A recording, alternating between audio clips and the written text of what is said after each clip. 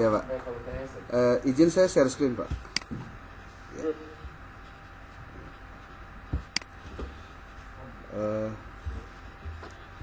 Bismillahirrahmanirrahim. Dulu waktu proposal, Prof sendiri yang menjadi reviewer Prof untuk pengabdian yang kami usulkan. Ini perlu disampaikan, memang ada perubahan metode di pengabdian yang saya lakukan. Awalnya berbasis PAR, lalu berdasarkan masukan itu menjadi metode ABCD Prof. Kemudian Prof dulu juga waktu review proposal itu menyarankan untuk agar melibatkan KKM untuk menjadi bagian dari orang-orang yang menjadi subjek pengabdian ini. Nah, kebetulan kami mengundang KKM dan mengirimkan KKM dari RA, MI, MTS dan MA. Jadi perwakilannya ada di situ, Prof. Gitu. Kemudian judulnya ini, saya mungkin kalau untuk latar belakang, kemudian alasan-alasan, saya pikir ini sudah pernah disampaikan di sebelumnya. Kemudian di laporan yang kami sampaikan itu ada beberapa hal yang sudah dilakukan, Prof. Yang pertama, kami sudah membuat laporan walaupun masih bab 1 sampai dengan bab 3 itu. Kemudian untuk yang kedua itu adalah logbooknya. Logbooknya juga sudah dibuat. Kemudian yang ketiga itu artikel jurnal sudah disubmit, Prof, dan sudah ada LOA-nya, tinggal menunggu publish. Kemudian yang keempat, di dalam capaian di dalam regulasi tentang pengabdian itu juga ada laporan keuangan juga sudah dibuatkan. Kemudian juga berita online juga sudah dibuatkan dan video kegiatannya juga sudah dibuatkan. Jadi kalau untuk kegiatannya sudah selesai dilaksanakan, Prof. Ini kegiatan FGD-nya, kami melakukan FGD-nya itu 3 kali, Prof. Di tanggal 5 Agustus, tanggal 12 Agustus, dengan di tanggal 19 Agustus. Jadi ada 3 kali pertemuan FGD dengan masing-masing memiliki tujuan yang kami sampaikan di dalam logbook, kurang lebih seperti ini, Prof.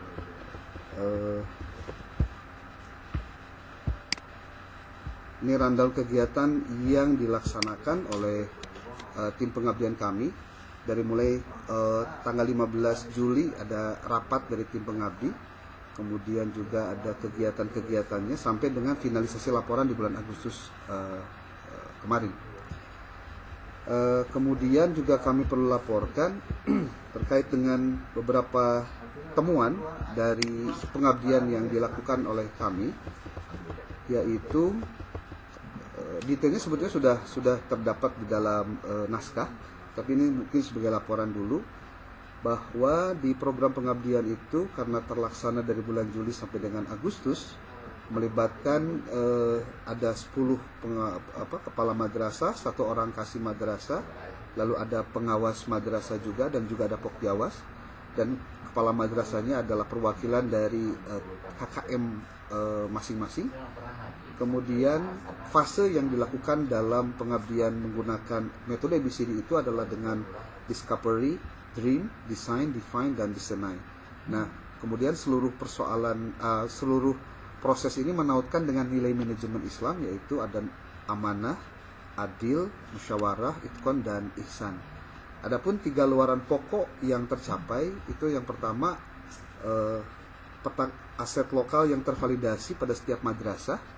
Yang keduanya ada rencana aksi kepemimpinan berbasis aset yang spesifik dan terukur, dan yang ketiganya implementasi aksi awal dengan dukungan kemitraan komunitas. Untuk ternyata nonton putus connecting.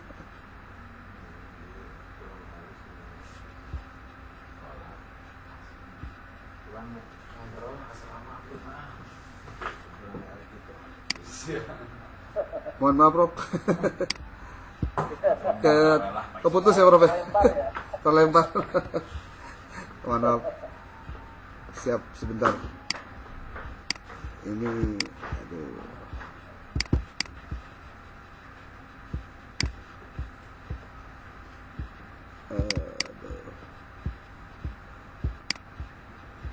Saya belum bisa share screen lagi nih, bentar.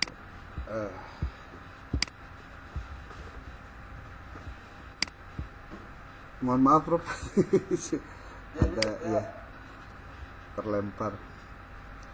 Ya, jadi kalau dilihat dari hasil pengabdian yang kami lakukan dari 3 kali pertemuan FGD itu bahwa tahapan yang kita lakukan itu dari mulai tahapan sesuai dengan metode ABCD itu sendiri, ada discovery, ada dream, ada design, ada define, dan destiny.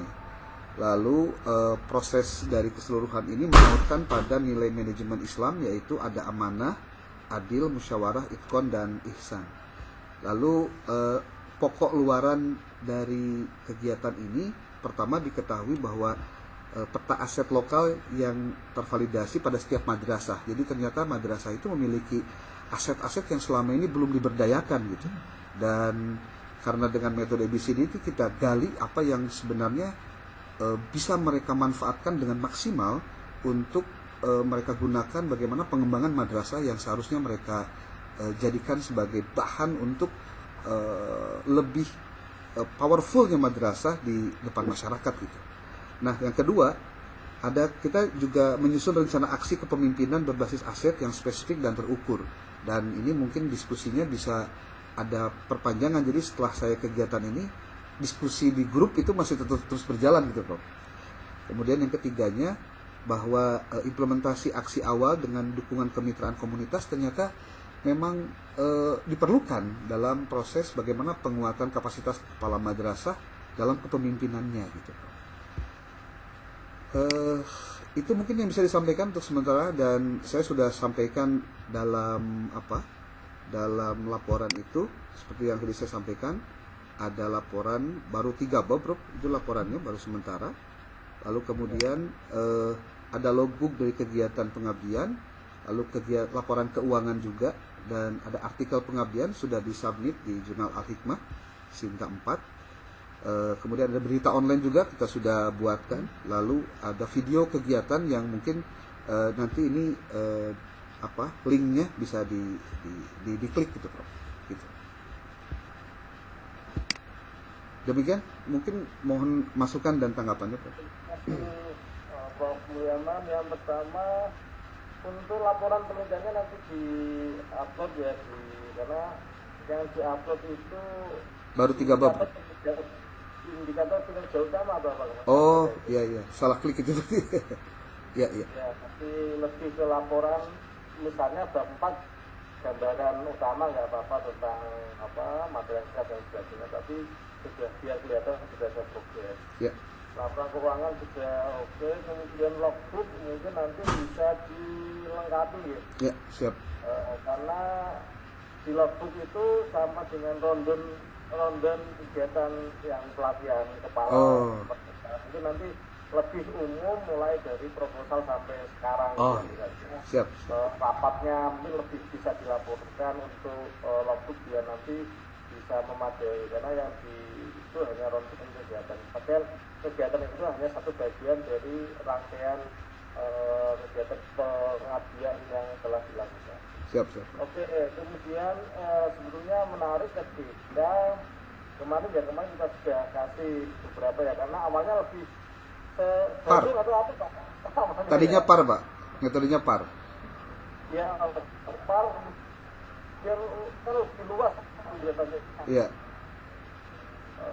Ya kita terus kan ada KKM atau apa sehingga nanti itu bisa menjadi role model. Nah, saran saya sih nanti salah satu hasil dari ABCD itu, karena ada sebuah aksi, nanti bisa menjadi semacam role model tentang kepemimpinan madrasah. Iya.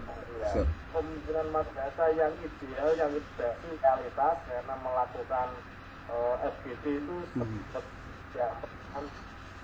yang dihafal bisa menjadi semacam atau untuk ke madrasah, dan itu nanti akan lebih menjadi referensi ya terhadap kepemimpinan madrasah, karena ini berbasis pada FGD, ada discovery, ada dream, ada design, ya pasti nanti lebih menarik, dan ketika itu dijadikan sebagai aplikasi jurnal dengan desain yang itu walaupun berbasis berbasis pada pengertian, nanti itu lebih realistis dan memberi kontribusi terhadap pengembangan best practice. Aduh, aduh.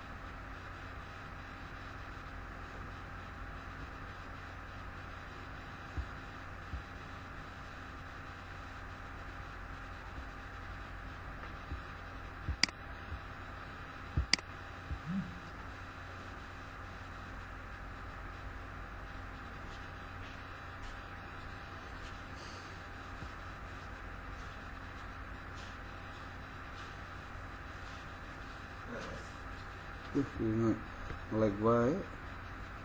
Sinyal itu bagus.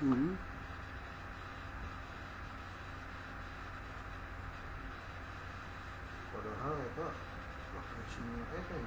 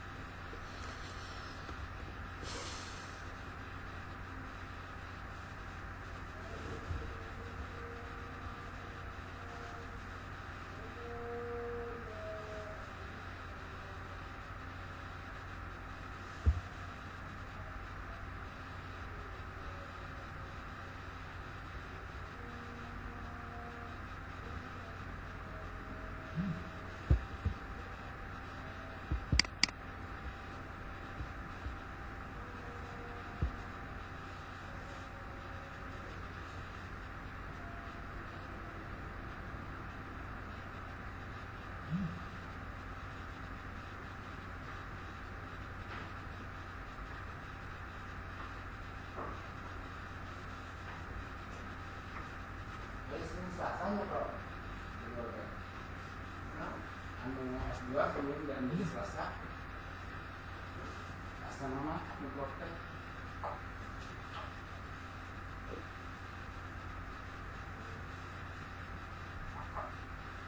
berikutnya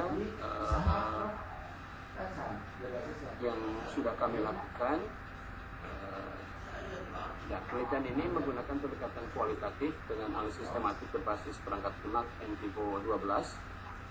Data dikumpulkan melalui wawancara mendalam observasi langsung serta analisis dokumen digital pesantren. Nah, kami melakukan ini sejak awal sudah kami lakukan dalam konteks ini. Jadi ketika kita menentukan 3 lokasi ini, kita berdasarkan ini. Wah, ini ada kacau.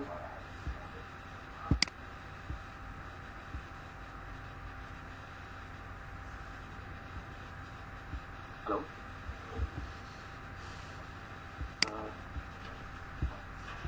Maaf, apakah bisa didengar apa yang saya sampaikan? Bisa Pak, cuman powerpointnya kayak ketika berhenti gitu. Atau Bapak sampaikan saja boleh Pak, hasil bagaimana, nggak usah di, kalau masalah powerpointnya silakan saja. Oke, baik. Ini di metodologinya yang sudah kami lakukan. Kami mewawancarai mulai dari ketua yayasan, pesantren, kepala sekolahnya maksudnya, kemudian para gurunya, para asatidnya, kemudian kita melakukan observasi ke sekolah tersebut, kemudian kita masuk ke ruangan labnya, kita bertemu dan mewawancarai juga para operatornya atau guru-guru TIK-nya, kemudian yang menangani channel digital mereka. Nah, Langsung ulang. dari data itu kita untuk memudahkan kita melakukan coding K untuk biaya atau dokumen program. Alokasi penelitian ini di 3 pesantren di Jawa Barat, yaitu pesantren Al-Furqan di Muhammad di Sibiuk, Garut, kemudian pesantren Persis 67 Benda, ya, pesantren dari ketiga pesantren ini secara langsung mewakili Ormas, ya, Al-Furqan Muhammadiyah, pesantren Persis yang di Benda Persis, kemudian Yasida NU. Dari pelacakan melalui media yang kita lakukan, kita sampai kepada 3 lokasi ini. Kenapa? Karena kita melacak di kalangan NU apa yang menonjol, di kalangan Muhammadiyah yang menonjol, kemudian di kalangan pesantren. Inilah kemudian yang kita dapatkan. Sebenarnya kita rencananya di Siap. karena berbagai keterbatasan kita fokus kemudian ketiga pesantren ini dan mewakili orang besar di Indonesia.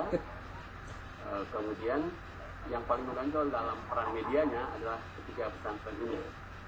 Dan yang berikutnya yang menarik adalah inilah beberapa pertemuan. Kalau pesantren ini, pesantren Al-Furqan ini sudah kita kunjungi dan lakukan secara mendalam, kita sampai pada kesimpulan ini. Al-Furqan memiliki model literasi rasional, strateginya ditandai dengan pembentukan tim media sains, adanya rapat editorial mingguan, dan integrasi kurikulum literasi digital serta keterampilan public speaking ke dalam pelajaran formal. Berikutnya dari sisi konten dakwah yang mereka produksi bisa dilihat di kajian tafsir di YouTube, video pendek di TikTok, hingga arsip digital melalui website pesantren. Kemudian berikutnya yang menarik adalah meskipun modern dan sistematis Al-Furqan ini tetap menjaga keseimbangan antara tradisi kitab kuning namanya ilmu klasik ya, supaya tidak hilang gitu. Kemudian yang berikutnya ini pesantren 67 berdasarkan penelitian media yang sudah kita lacak. Jadi untuk yang versi ini belum kita kunjungi langsung. Review. Yang versi 67 ini papian kan ya? Ya, advokasi edukasi pesantren ini lebih Ayo, menekankan ke strategi skrip secara argumentatif. Jadi argumen-argumen ini selalu berbasis sekali loh. Di kalangan teman praktisi dakwah biasanya kalau ceramah nggak pakai dalil itu nggak sah gitu. ini. Dan dakwah mereka lebih berbasis tulisan atau kitabah karena dianggap lebih tahan lama dan berorientasi pada ketahanan pesan. Berikutnya, setiap konten diperiksa ketat oleh kiai untuk memastikan sesuainya dengan tafsir dan fikih. Meskipun sempat mencoba podcast yang desain grafis, prioritas tetap pada karya tulis ilmiah. Berikutnya, orientasi kelembagaan ini memperlihatkan bahwa Persis ini lebih menekankan otoritas teks dan konsistensi ideologi dibanding popularitas media sosial. Kemudian yang ketiga, nah ini pesantren Yasbida yang di Sukabumi. Kita temukan pesantren Yasbida ini mengadopsi model cultural participatory, penekannya bisa kita lihat.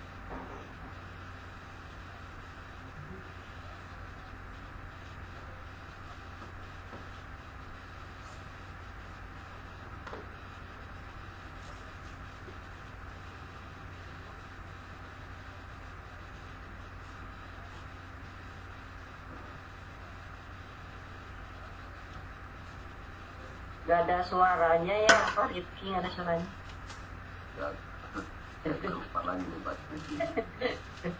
Nah, kita tunggu masuk lagi. Ini sedang hujan terus-terusan dari kemarin, Prof. Jadi cuacanya nggak menentu ini. Silakan Pak Rifki. Kalau nggak bisa nggak usah pakai PowerPoint nggak apa-apa Pak, langsung saja disampaikan mungkin sudah tidak terlalu berat Pak Rifki. Ya maaf, barusan saya pikir saya bicara, oh Masya Allah, berarti nggak ke ini Pak ya? Nggak sampai barusan? Sampai, cukup panjang, cuman pas slide terakhir aja itu langsung berhenti. Oh Masya Allah, sebentar, saya langsung kalau gitu ke ini, ke analisis perbandingan. Tadinya tentang pesantren yang tidak. Ini analisis perbandingan,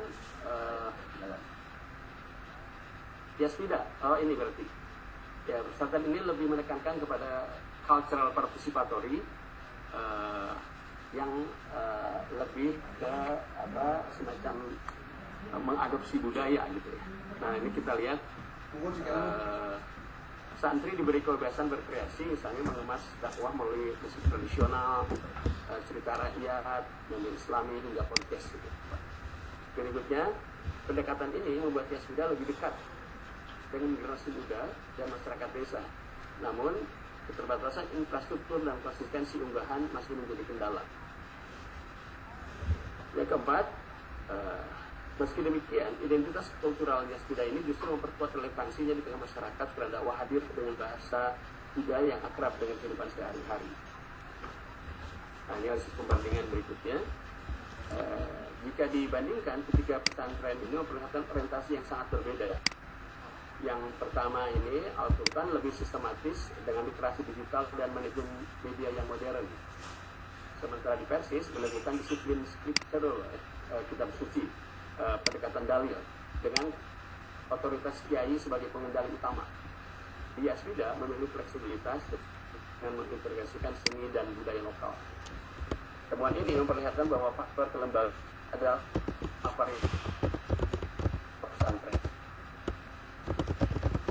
Ini nanti berimplikasi kepada ini secara teoritis, ini memperluas kajian digital religion khususnya di konteks global south. Dakwah digital pesantren tidak bisa dipahami hanya sebagai adopsi teknologi, melainkan sebagai arena negosiasi antara tradisi Islam, identitas kelembagaan, dan logika algoritmik platform. Dengan demikian, penelitian ini memperkaya teori mediatization of religion dan memperkuat diskusi mengenai religious authority in the digital age. Nah, dengan menghadirkan perspektif khas Nusantara. Berikutnya, implikasi ini secara praktis seperti ini memberikan pelajaran bagi pesantren lain sebetulnya. Al-Furqan dapat menjadi model profesionalisasi media digital. Persis 67 menjadi teladan konsistensi keilmuan berbasis teks. Sementara Yasbida menunjukkan potensi integrasi budaya, dalam ini budaya lokal ya, untuk memperluas resonansi dakwah. Berikutnya, implikasi ini menekankan bahwa strategi dakwah digital sebaiknya tidak sekadar mengikuti tren platform, melainkan berakar pada identitas dan nilai kelembagaan. Oke. Nah ini kesimpulan awal kami. Jadi Pak, kita baru mengambil satu lokasi saja untuk penelitian mendalamnya. Dua lokasi lain di bulan Oktober ini kita akan lakukan. Tetapi informasi yang kaya ini kita peroleh dari kunjungan satu dari studi awal sebelumnya dan dari kajian media yang mereka punya. Jadi kita bisa dapatkan kesimpulan-kesimpulan ini sekarang ini. Meskipun penelitian belum tuntas. Barangkali itu yang bisa saya sampaikan sementara. Untuk HAKI sudah kami peroleh. Berikutnya rencana ini kami akan expose di jurnal Sinta 2 International Journal of Nusantara Islam, insyaallah di situ. Kemudian foto tidak kami tampilkan di sini, tapi kami punya dan bisa nanti di laporan akhir kita akan lengkapi di laporan final, insyaallah Pak. Sementara begitu Pak, mohon saran. Terima kasih dulu Pak Rosad ya atas paparannya gitu kan. Mungkin sama seperti beberapa peneliti sebelumnya. Jadi saya tuh belum menerima file Pak ya, hasil penelitiannya itu gitu kan. Walaupun hanya sampai bab berapa gitu kan. Yang saya terima itu baru sampai bab 3. Ini tentunya bab 3 sih gitu. Cuman kan betul Pak, betul. Ya, kalau format bab 3 di UIN Bandung kan sampai dan kan hampir sama kayak proposal Pak itu pendahuluan. Betul Pak. Hasilnya saya belum baca sedikit. Jadi mungkin nanti tolong dilengkapi saja biar kita bisa cermati bersama-sama gitu kan. Siap. Secara substansi sih sebetulnya karena ini baru laporan sementara ya memang kita belum bisa menyimpulkan ya bagaimana seperti apa gitu yang masih berproses. Nah cuma memang ada beberapa hal yang bisa memperkaya saja gitu. Bagi saya sih gitu ya, kayak ini. Karena ketika bicara pesantren dengan konteks digital seperti yang disampaikan tadi, saya melihatnya dengan melihat tiga kelompok pesantren yang karakteristiknya berbeda tersebut.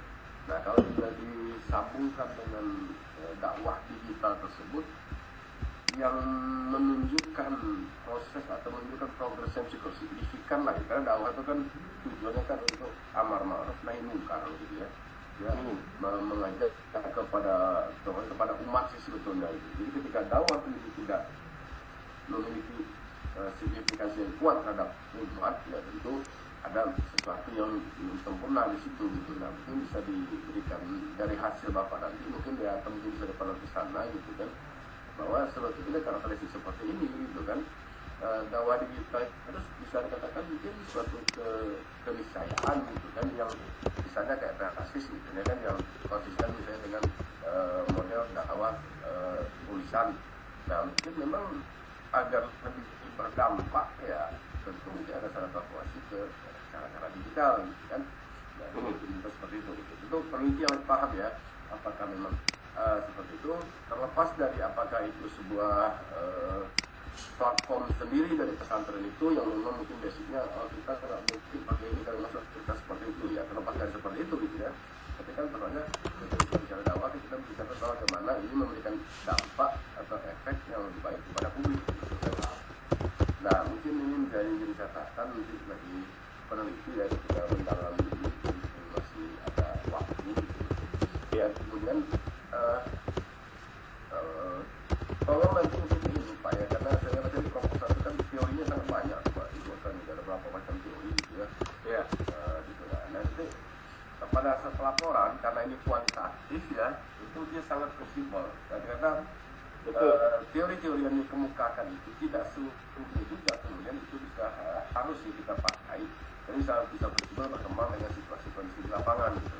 Nah bisa disesuaikan saja nanti pas pelaporan akhir gitu. Kalau memang tidak semua teori itu menjadi menjadi guided analisis kita yang mungkin tidak perlu dimunculkan, walaupun ada beberapa hal yang menjadi kutipan atau referensi bisa kita pakai ya silakan saja. Tapi ketika dimasukkan dalam kerangka teori atau landasan teori itu dia membutuhkan pemakaian sebagai guidance analisisnya gitu Pak. Jadi disesuaikan saja nanti di laporannya, jadi juga lebih kelihatan kekuatannya itu kepada hasil gitu kan. Karena kalau kebanyakan teori ditampilkan mungkin menjadi pertanyaan gimana memakainya gitu sebanyak itu gitu Pak. Betul. Mana Pak? 50 Pak.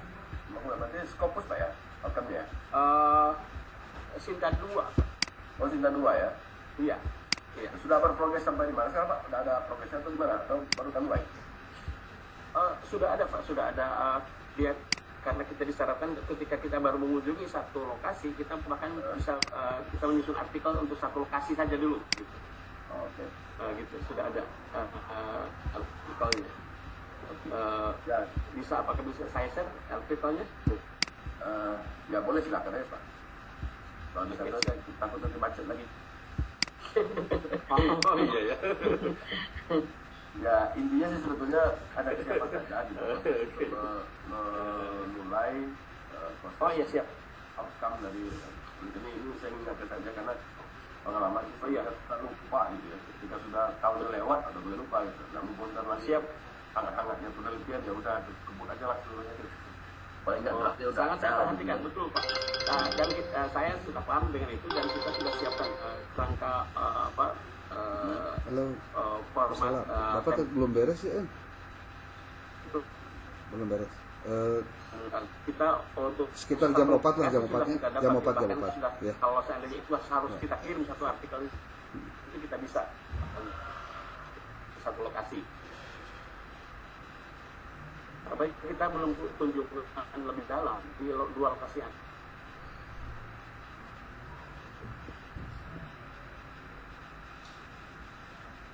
soalnya kita siapkan dan bisa perhatikan apa yang dapat kita berikan dalam perusahaan Pak. Oke. Sebetulnya dari apa yang Bapak sampaikan tadi sih kalau saya bisa cermati sudah cukup ya untuk membuat sebuah artikel. Iya. Sudah kan gitu kan bisa dari apa yang Bapak itu sudah kelihatan karakteristik.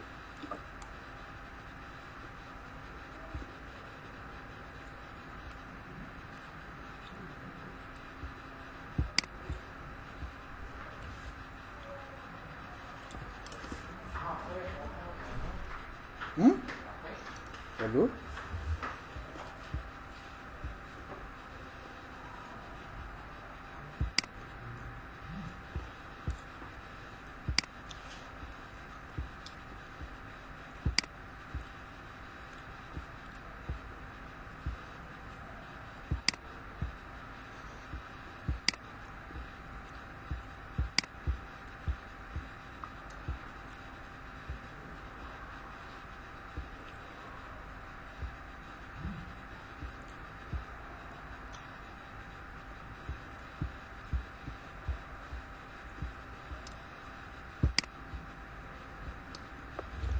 Aing capek ngebeli wae.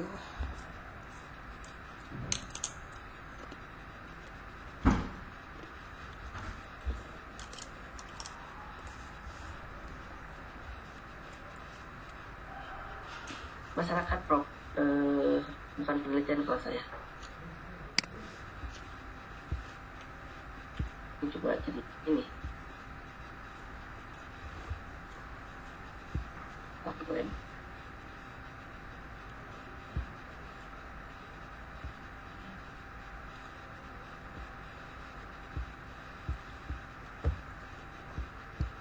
Ini laporan antara yang ingin saya sampaikan ini berkaitan dengan pendampingan psikologi selama moderat untuk meningkatkan keharmonisan masyarakat.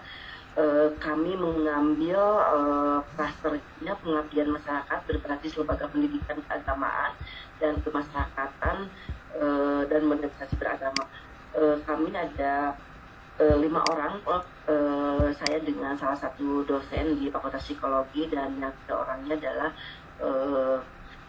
staf asisten untuk penelitian ini untuk pengabdian ini dari mahasiswa. Nah, adapun untuk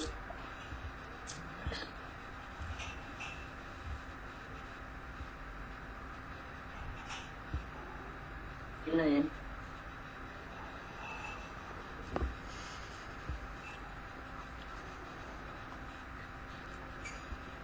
Untuk kegiatan pengabdian yang kami lakukan di sini yang berkaitan dengan pendampingan psikologi Islam moderat untuk meningkatkan keharmonisan masyarakat, kami melaksanakan di 2 lokasi. Yang pertama adalah di Pesantren Al-Madani Cikalong Majalengka yang kami laksanakan di tanggal 25 hingga 27 Juli 2025 yang lalu, dan yang satu lagi adalah Pesantren Persatuan Islam 40 Sarong Sumedang, dan pelaksanaannya di tanggal 1 hingga 3 Agustus 2025.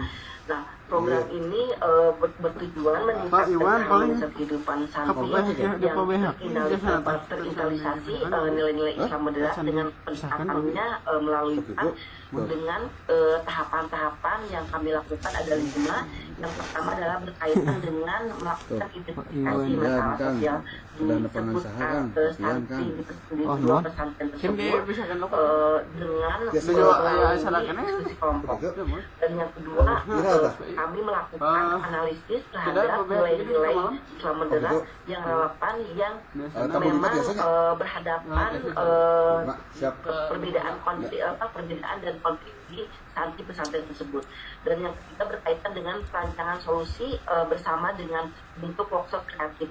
Nah, dalam hal ini keterlibatan dari santri di kedua pesantren tersebut alhamdulillah sangat optimal, mereka melakukan partisipasinya. Dan yang keempat ini berkaitan dengan aksi simulatif para santri tersebut. Kami minta untuk membuat poster berkaitan dengan perilaku harmonis, dan kemudian nanti di sesi yang kelimanya ini mereka melakukan refleksi. Dari mulai refleksi secara personal, para santri itu menyampaikan apa yang menjadi refleksi mereka, hingga juga mereka melakukan penyampaian secara berkelompok. Nah, untuk hal ini, untuk cara presentasi ini mereka ditunjukkan melalui pembuatan poster-poster, dan mereka melakukan pameran mini di ruangan lingkungan pesantren di mana kami melakukan pengabdian ini. Nah, kemudian dari peserta kegiatan ini seluruh santri-santri yang ada di kedua pesantren juga melibatkan para pengurus pesantrennya itu sendiri. Nah, untuk terlibat aktif di kegiatan ini dan mereka di setiap pendampingannya. Nah, dari hasil kegiatan tersebut kami memperoleh bahwa santri ini sudah mampu melakukan identifikasi terhadap isu-isu yang memang ini berpotensi dapat mengganggu pada keharmonisan, seperti karena mereka tentu beranjak dari latar belakang yang beragam, ya, perbedaan latar belakang. Kemudian juga di dalam komunikasi interaksi antar santri juga memang menunjukkan ada persaingan. Selain itu juga komunikasi yang mereka wujudkan ini dirasa memang kurang efektif. Nah, melalui pendalaman nilai yang tawazun atau keseimbangan, tasamu atau toleransi, dan ikhtiar atau keadilan, ini santri melakukan langkah-langkah dengan merumuskan solutif untuk membangun lingkungan pesantren yang tentunya kondusif dan harmonis. Nah, kegiatan refleksi ini juga kesadaran di lingkungan para santri tersebut. Jadi secara kolektifnya mereka menjadi terhadap pentingnya sikap moderat dalam kehidupan sehari-hari. Nah, ini tentu saja pengabdian kemasyarakatan yang kami lakukan dapat memberikan kontribusi yang nyata dalam pengembangan sosial di para santri, ya, untuk memperkuat nilai-nilai agama yang moderat, juga meningkatkan keharmonisan di lingkungan pesantren itu sendiri. Yang tentu saja refleksi dari yang diharapkan di sini memberikan kegunaan yang mendukung pesantren tersebut dalam gerakan moderasi beragama yang berkelanjutan.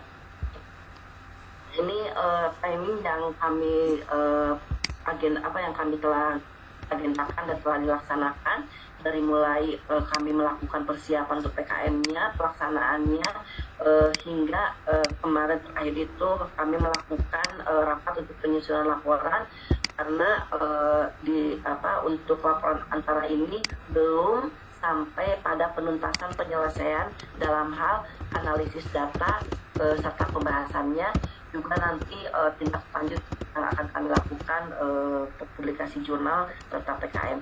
Nah, ini ada beberapa fase yang kami lakukan di dalam pelaksanaan PKM ini. Yang pertama adalah melakukan identifikasi masalah sosial. Di para santri diminta untuk mereka memberikan jawaban atas pertanyaan yang kami sampaikan secara terbuka mengenai pengalaman-pengalaman yang bersifat konflik, kemudian sumber masalah sosial serta pandangan mereka tentang kedamaian dalam Islam itu seperti apa. Mereka menyampaikannya secara individual dan sangat antusias di dalam memberikan responnya. Nah, selain itu juga selain langsung mereka juga kami berikan form untuk mereka melakukan membuat cerita lagi. Jadi mereka bisa menuangkan ceritanya, menuangkan ceritanya dari apa yang kami sodorkan untuk mereka jawab. Nah, untuk yang fase kedua ini berkaitan dengan analisis nilai-nilai Islam moderat. Dalam hal ini kami mengajak semua santri yang di 2 pesantren tersebut untuk terlibat menganalisis berbagai kasus nyata yang memang dalam kesehariannya mereka alami, dan itu bisa dijadikan rujukan pada nilai-nilai Islam moderat. Nah, selanjutnya di fase ketiga kami melakukan rancangan solusi bersama. Dalam hal ini santri berperan aktif untuk mereka melakukan berbagai permasalahan yang bisa mereka tuliskan terkait dengan perilaku harmonis dan solusinya harus seperti apa, serta menuliskannya pada secari kertas, dan nanti kami siapkan perangkatnya untuk ditempelkan di papan dan dari hasil yang telah mereka tersebut kami bekerja bersama. Untuk yang keempat ini dengan aksi aktif. Nah, dalam hal ini santri kami beri kesempatan untuk menyampaikan berbagai ide gagasan mereka dalam bentuk poster. Nah, poster ini yang diberi tema perilaku harmonisasi santri. Mereka membuat secara berkelompok dan mengekspresikan dalam tulisan tersebut dengan berbagai hal yang mereka alami, dan mereka sangat antusias dalam hal poster yang mereka buat itu yang nantinya diharapkan memberikan solusi untuk mereka. Dan untuk ini isu dari kedua pesantren yang sangat beragam adalah yang berkaitan dengan bullying gitu ya. Jadi mereka sangat berharap adanya stop bullying di lingkungan mereka. Nah, untuk yang fase kelima ini berkaitan dengan refleksi personal dan kelompok. Di sini setiap para santri tersebut dibentuk menjadi kelompok-kelompok, lalu mereka melakukan presentasi dari apa yang telah mereka refleksikan melalui poster tersebut, dan kemudian kami melakukan pameran mini poster di ruangan-ruangan di lingkungan pesantren tersebut. Yang belum kami lakukan tiga hal ini, dari mulai tadi kan kami baru melakukan waktu September kemarin itu melakukan rapat untuk membuat analisis data dan melakukan penyusunan untuk hasil dan pembahasan pada laporan yang telah kami terima dan semua data yang sudah kami kumpulkan. Nah, dari data ini nanti kalau kami sudah melakukan secara tuntas terkait dengan analisis data setelah pembahasannya, kami juga akan melakukan publikasi jurnal yang rencananya akan melakukan publikasi jurnalnya itu di Indonesia Journal of Community Service yang Sinta 3 milik Unsila. Selain itu juga kami melakukan pendaftaran HKI. Itu mungkin yang bisa kami sampaikan berkaitan dengan pengabdian pada masyarakat yang telah kami lakukan. Mohon arahan dan bimbingan dari Prof untuk penyelesaian penyempurnaan dari pengabdian penelitian yang kami lakukan. Terima kasih. Billahi taufiq. Assalamualaikum warahmatullahi wabarakatuh. Baik, Bu Roslani ya, ini mohon maaf kalau agak berisik suaranya ya, karena sini lagi hujan deras juga di sini. Ya, Prof. Ya, Prof. Hujan deras, Ya. lagi banyak. Ya, Prof. Siap, Prof. Oke, dari yang sudah Ibu sampaikan tadi sih ya, kalau saya sih sudah melihat ya progresnya seperti apa, arahnya kemana gitu, kelihatan sih gitu ya. Bisa kita lanjutkan saja. Hanya saja mungkin karena ini metodenya ini membutuhkan membutuhkan tahapan-tahapan dan capaian-capaiannya lebih ketat, gitu, lebih terukur gitu kan. Saya sih menyarankan begini ya, metode PAR ini kan cukup rumit ya, cukup panjang dengan menunjukkan sampai kepada tingkatan refleksi dan keberlanjutan gitu, tidak ada sekali. Nah mungkin nanti pada sesi kesimpulan nanti atau pada pembahasan cukup sampai kepada menjelaskan sampai kemana sih tahapan-tahapan yang sudah dilakukan ini gitu kan, progresnya sampai di mana gitu kan.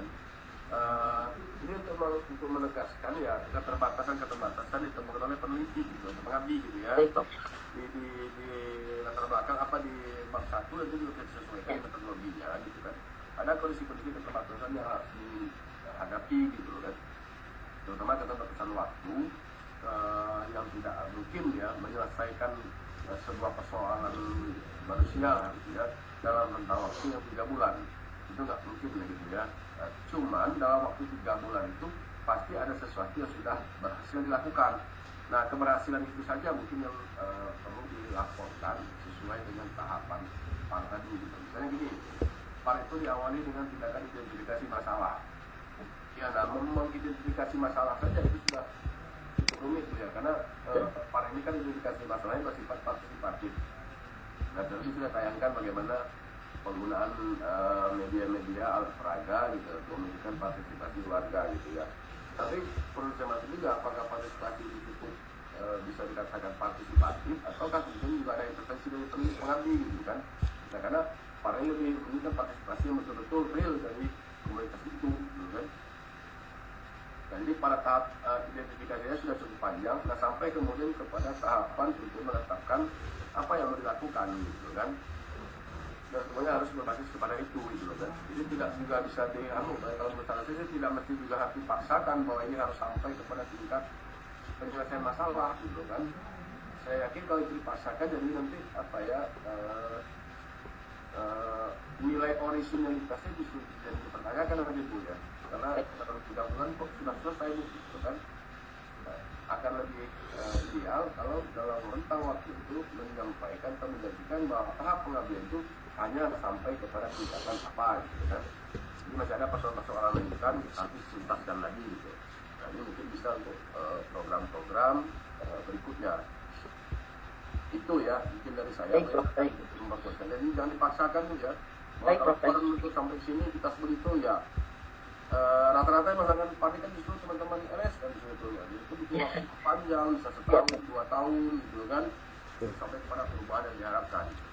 Nah, kalau untuk di sini ya mungkin cukup sampai di mana gitu, mungkin sampai ke identifikasi masalah gitu, atau membangun kesadaran dulu gitu kan. Selanjutnya nanti mungkin program berikutnya untuk menyampaikan itu gitu kan. Karena untuk sampai membangun kesadaran saja itu sudah luar biasa Bu.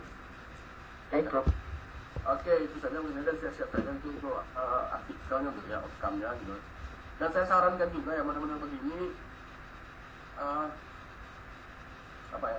kita sekarang sudah di forum LP2M ya, termasuk di LP2M Bandung itu sudah menggalakkan turunan dari visi berdampak itu gitu kan. Jadi turunan dari visi berdampak ini apa? Salah satunya adalah mempublikasikan aktivitas riset dan pengabdian. Tapi bukan sekedar mempublikasikan sesuai dengan tagihan outcome gitu. Tagihan outcome kan oke lah, itu kalimat kewajiban yang harus dibuat dalam itu artikel penilaian.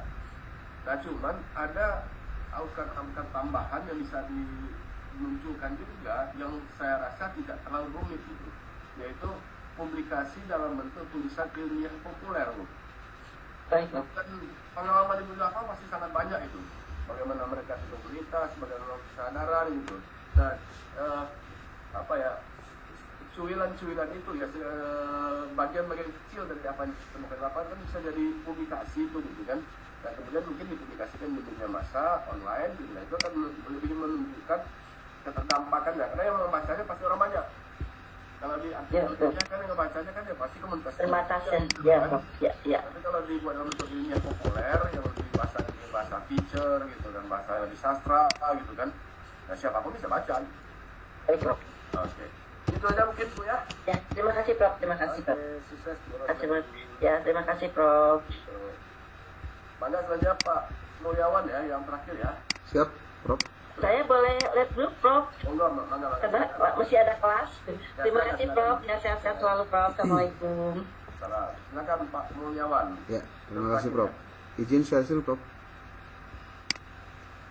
Ya.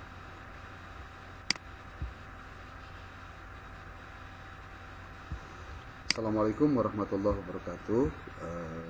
Perkenalkan, saya Mulyawan Safwani Nugraha dari UIN Sunan Gunung Jati Bandung. Saat ini melakukan pengabdian dengan Pak Ara Hidayat, dosen di UIN Bandung, kemudian Bu Nur Saadah dan IM Sirojudin. Ini dua orang mahasiswa Pak. Judulnya adalah di pengembangan kepemimpinan kepala madrasah berbasis aset lokal dan nilai-nilai manajemen Islam melalui metode ABCD di Kota Bandung. Nah, saya mungkin tidak dulu memaparkan kaitan latar belakang, mungkin ini bahwa kepemimpinan madrasah itu menjembatani kesenjangan nilai-nilai Islam. Ini juga yang menjadi alasan kenapa pengabdian ini dilakukan, gitu, Prof. Sehingga awalnya pengabdian ini menggunakan metode PAR, lalu berdasarkan hasil reviewer pada saat proposal disampaikan, diarahkan untuk ke metode ABCD, karena metode ABCD lebih husnuzon katanya daripada PAR yang katanya cenderung ke suuzon, gitu. Karena mencari masalahnya, kalau ini menggali aset yang dimiliki. Data awal temuan itu bahwa mereka atau para kepala madrasah itu tidak terlatih dalam mengikuti kegiatan selama 5 tahun terakhir, dan ini menjadi problem tersendiri karena kepemimpinan tanpa pelatihan, pendampingan juga sesuatu yang bakal pincang lah gitu kegiatannya. Nah, belum lagi terdapat itu kita juga terkait kepemimpinan birokratis dengan integrasi nilai. Belum lagi juga ada yang tidak terintegrasi antara nilai-nilai kepemimpinan dengan nilainya itu sendiri. Nah, maka dalam fokus pengabdian yang kami lakukan itu fokusnya pada beberapa hal. Saya mungkin bisa sampaikan ke Prof hasil artikel yang saya sudah susun. Ini sudah disusun dan ini adalah salah satu dari bentuk laporan pengabdian yang menjadi outcome dari kegiatan ini. Gambaran umum untuk kegiatan dengan menggunakan PAR, kita menggunakan metode ABCD, ada 5 fase, dari discovery, dream, design, define, dan discerni. Dan nilai-nilai manajemen Islamnya ada amanah, adil, musyawarah, itqan, dan ihsan. Dilihat dari 3 luaran pokoknya yang tercapai adalah bahwa peta aset lokal yang tervalidasi pada setiap madrasah. Jadi ternyata para kepala madrasah menyadari bahwa mereka itu kurang memberdayakan dan kurang membangkitkan aset yang mereka miliki sendiri sebenarnya. Dan kedua, rencana aksi kepemimpinan berbasis aset yang spesifik dan terukur. Artinya ini program yang memang tidak bisa dilakukan hanya sebatas 3 bulan, tapi memang harus berkelanjutan dan perlu pendampingan yang menyeluruh, karena kepala madrasah memiliki berbagai keterbatasan dalam memahami aset yang mereka miliki. Kemudian yang ketiga, bahwa implementasi aksi awal dengan dukungan kemitraan komunitas ini juga sudah mulai terwujud dan responnya positif. Saya melakukan kepada 10 orang kepala madrasah dengan mengirimkan Google Form untuk mereka isi, dan hasilnya alhamdulillah positif. Bahwa kegiatan ini buat mereka adalah hal-hal yang baru untuk dilakukan. kebetulan untuk kegiatan ini juga kami melibatkan pengawas madrasah yang menjadi bagian yang tidak terpisahkan dari proses supervisi akademik dan supervisi manajerial untuk kepala madrasah. Di laporan ini juga sudah saya sampaikan terkait apa saja hasil dari kegiatan ABCD dengan Discovery, dengan kegiatan-kegiatannya, dan kami melakukan FGD selama 3 kali, FGD pertama, FGD kedua, dan FGD ketiga di bulan Agustus, tanggal 5, tanggal 12, dan tanggal 19 Agustus. Ini. Nah, ketika berbicara tentang apa saja yang bisa dihasilkan dari kegiatan ini, walaupun ini belum bisa maksimal secara keseluruhan karena waktu yang sangat terbatas, tapi mulai ada keinginan dari para kepala madrasah yang memang mereka tergabung dalam KKM, kelompok kepala madrasah, untuk juga menjadikan kegiatan seperti ini untuk disebarluaskan juga kepada madrasah-madrasah lain. Dan ini menjadi sesuatu yang positif untuk mereka bisa lakukan kegiatan-kegiatan seperti ini. Untuk laporan antara ini kami sudah menyampaikan beberapa hal, Prof. Pertama ada laporan, lalu ada logbook dengan laporan keuangan, kemudian artikel pengabdian itu sudah disubmit ke jurnal Sinta 4. Lalu juga ada berita online, kami juga buat ada berita online-nya. Mungkin perlu saya perlihatkan seperti ini. Ini berita online-nya, Bro. Kemudian saya juga sudah membuat video untuk video pengabdian singkat selama 3 menit. Ini untuk menginformasikan bahwa kegiatan pengabdian ini dilaksanakan gitu, Bro. Jadi dipercepat saja, Bro. Paling tidak kegiatan-kegiatan yang sifatnya digital kita lakukan untuk supaya ini kegiatan bisa juga dimanfaatkan oleh kawan-kawan madrasah yang lain. Saya pikir untuk sementara itu dulu, Bro, yang bisa disampaikan. Mohon masukannya kalau ada hal-hal yang perlu diperbaiki. Terima kasih, Pak. Baik, makasih Pak Mulyawan ya. Ini berat. Tapi nggak apa-apa Pak ya. Nah, ini baik kalau saya lihat masukan yang sudah Bapak sampaikan tadi, hasil tadi, saya pikir sudah cukup komprehensif ya. Untuk laporan antara sudah menunjukkan progresnya, sudah arahnya. Silakan dilanjutkan saja bagi saya gitu ya. Memang tren di kita itu gitu Mbak. Jadi kita sekarang bagaimana agar apa yang kita lakukan itu diketahui orang banyak lah kira-kira. Siap. Gitu ya. Siap. Dan kemudian memiliki dampak pada pihak lain gitu, secara berkelanjutan. Nah, makanya publikasi seperti ya syukurlah itu sudah ada publikasi di luar itu ya, publikasi media juga sudah ada gitu kan, artikel juga sudah disubmit, kan, ya sudah pada arahnya gitu ya. Saya pikir hanya konsistensi saja Pak ya, konsistensi antara rumusan masalah dengan apa yang sudah Bapak capai. Siap, Bro. Dan pesanan akhirnya. Dan jangan lupa anggaran dananya diperlihat diplototin banget Pak. Oh iya. Jadi persoalan gitu ya. Siap, Bro. Begitu ya. Kita ini kalau dosennya suka lupa Pak, itu ngurusin gituan gitu. Tapi ya tuntutannya begitu gitu loh kan. Ya. Saya pikir untuk Pak Mulyawan tidak banyak komentar ya, saya tidak melihat itu ya. Cuman mohon nanti kalau bisa laporan narasi itu sama yang lain juga tolong dikirim ulang lah gitu ya. Oh iya Pak. Pak Abdul Wasi, karena saya belum terima yang naskah-naskah laporan antara ini gitu loh. Katanya mungkin sampai bab 3, sampai metode gitu. Iya. Setelah progresasinya saya belum terima gitu loh kan. Siap. Nah, tapi dari paparan tadi kan presentasinya sebenarnya sudah kelihatan gitu. Betul. Sudah ada progres itu perlu sampai juga. Siap. Ya, itu aja mungkin Pak Mulyawan ya. Siap, terima kasih Pak. Terima kasih Pak Siap. Mulyawan dan tim ya. Amin. Pak Dodi juga kayaknya standby nih. Terima kasih Pak Dodi. Siap, Prof Dodi. Ya. Makasih, Prof. Ya. Karena hujan deras di sini. Ya, oke, Prof. Terima kasih. Oke, ya. Assalamualaikum. Waalaikumsalam warahmatullahi wabarakatuh.